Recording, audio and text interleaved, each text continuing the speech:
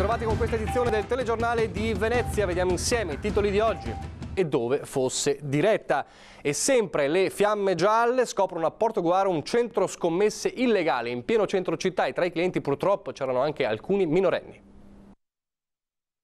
Vincere soldi o più spesso perderne, magari fino a rovinarsi. Dagli imprenditori agli operai, dai professionisti ai pensionati, i clienti erano tantissimi e fra questi durante il blitz sono stati pizzicati anche 2 minorenni che stavano puntando la loro giocata direttamente al titolare.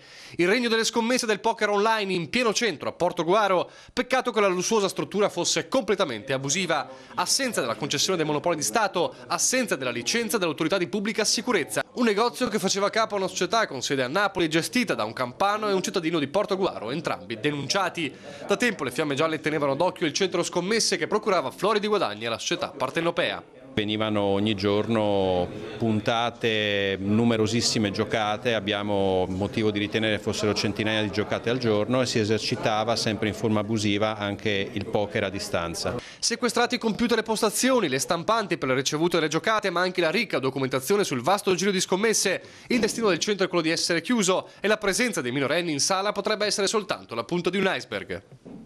Abbiamo in corso anche in questo caso degli accertamenti sulle liste dei clienti che abbiamo trovato, peraltro al momento dell'accesso, quindi stiamo confrontando la documentazione.